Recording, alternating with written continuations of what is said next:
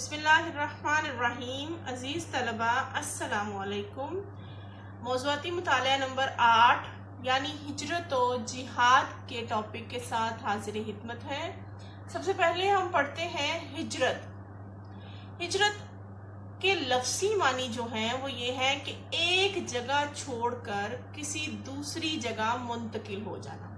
یعنی عام اصطلاح میں ہم ہجرت اس چیز کو کہیں گے کہ جب انسان کوئی ایک جگہ جہاں وہ رہائش پذیر ہو، جہاں رہتا ہو، اس جگہ کو چھوڑ کر کسی دوسری جگہ چلا جائے، اس کا معنی ہے ہجرت. جبکہ اسلام میں یعنی اسلام کی شریعت میں ہجرت کا مفہوم یہ ہے، یعنی اسلامی جو قوانین جو اصول و ضوابط ہیں ان میں ہجرت کا مفہوم کیا ہے کہ ایک ایسی جگہ جہاں مسلمانوں کا کسی دوسری جگہ منتقل ہو جانا.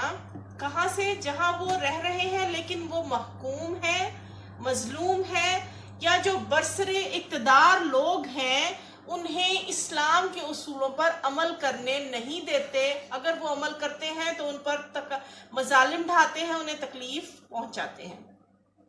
یعنی آسان لفظوں میں یہ کہنا کہ اگر مسلمان کہیں رہ رہے ہیں، رہائش پذیر ہیں، اور وہاں پر جو برسر اقتدار لوگ ہیں یعنی حکومت میں جو لوگ ہیں یا پھر عام عوام رعایا جو وہاں پر ارد گرد ان کے لوگ رہتے ہیں، وہ انہیں اسلام کے اصولوں پر عمل کرنے نہیں دیتے، انہیں تکلیف یا ایذا پہنچاتے ہیں، تو ان مسلمانوں پر لازم ہے کہ وہ اپنی وہ رہائش کی جگہ چھوڑ کر کسی دوسری جگہ منتقل ہو جائیں. یہ اللہ تعالیٰ کی طرف سے حکم ہے.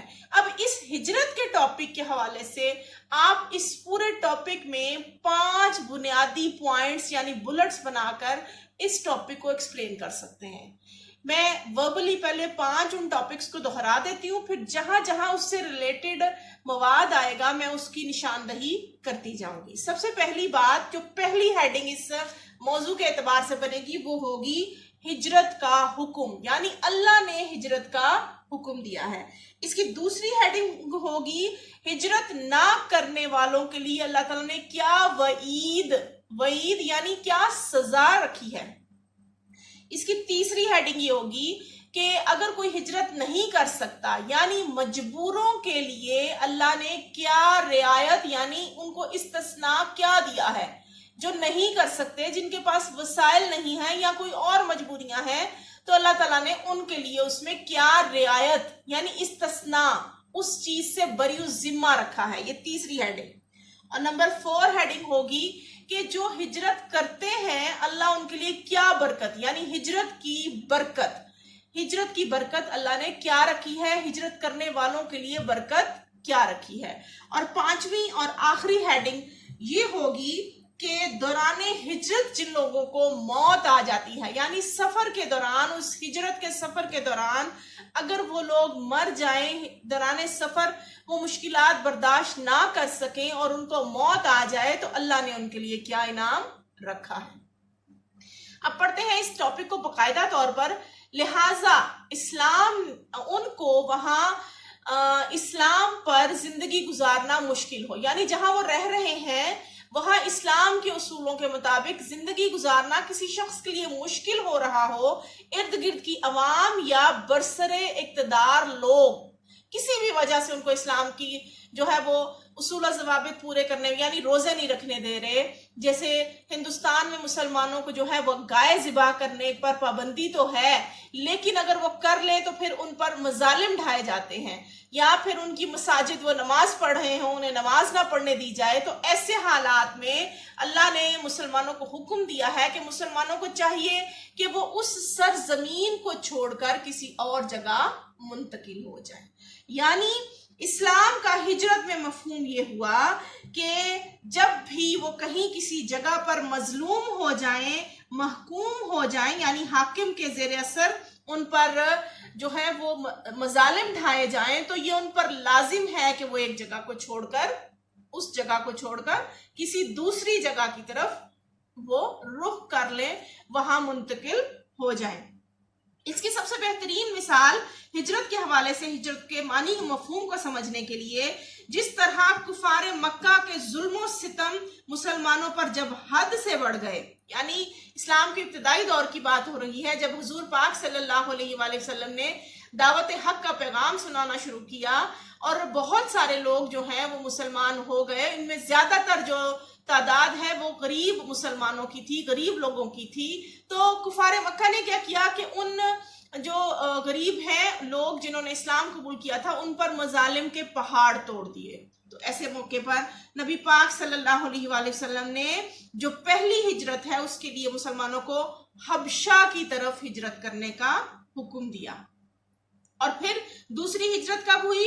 نبوت کے 13ویں سال، یعنی آپ صلی اللہ علیہ وآلہ وسلم کو نبوت ملے، یعنی آپ کو دعوت حق کی تبلیغ کرتے ہوئے 13 سال ہوئے. 13ویں سال میں اللہ تعالیٰ نے اپنے حبیب کو حکم دیا کہ آپ اب مدینہ پاک کی طرف ہجرت کر جائیں.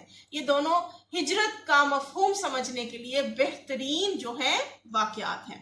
اب سب سے پہلی یہاں پر ایک اور چیز جو ہے وہ عرض کرتی چلوں گی کہ ہجرت کرنے کے لیے شرائط کیا ہونی چاہیے.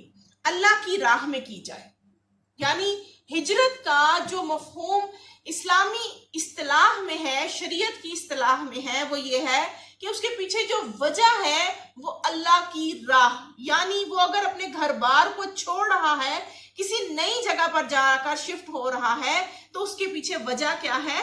اللہ کی راہ میں ہجرت کرنا. نمبر 2 کہ اللہ کے دین پر قائم رہنے کے لیے سب سے پہلے اس کی نیت ہو کہ میں اللہ کی راہ میں ہجرت کر رہا ہوں. یہ ہے ہجرت کا پہلا اصول، پہلی شرط.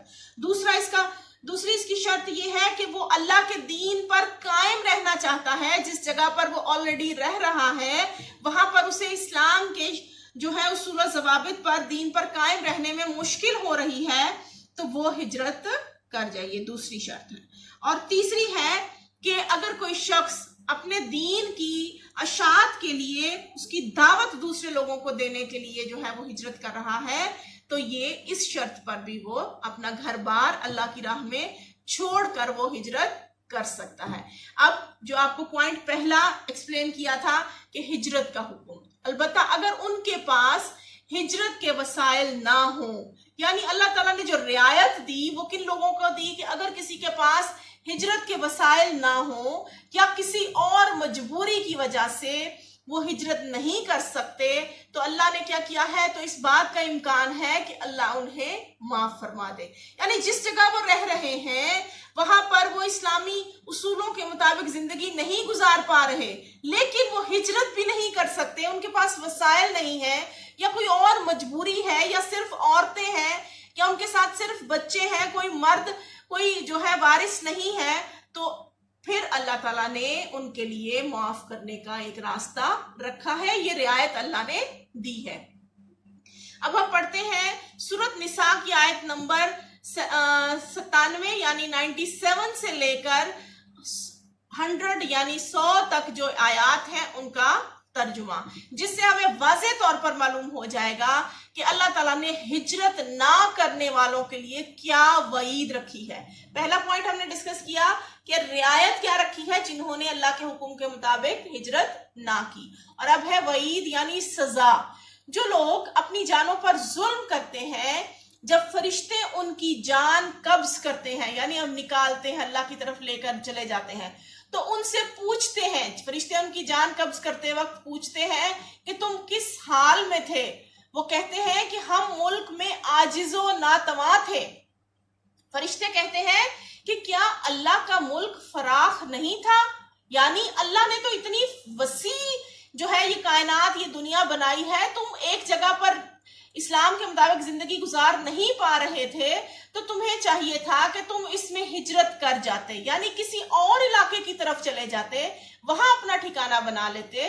ایسے لوگوں کا ٹھکانہ دوزخ ہے، اللہ فرماتا ہے، اور وہ بہت بری جگہ ہے. ہاں، جو مرد اور عورتیں اور بچے بے بس ہیں کہ نہ تو کوئی چارہ کر سکتے ہیں اور نہ راستہ جانتے ہیں، یعنی کوئی مرد بھی ہیں، ضعیف ہیں، عورتیں ہیں، ان کے ساتھ صرف بچے ہیں، کوئی نہ کوئی مجبوری جو ہے وہ کوئی عذر جو ہے لاحق ہے، اور وہ راستہ بھی نہیں جانتے کہ آگے کہاں جانا ہے، تو قریب ہے کہ اللہ ایسوں کو معاف کر دے، اور اللہ معاف کرنے والا اور بخشنے والا ہے بے شک.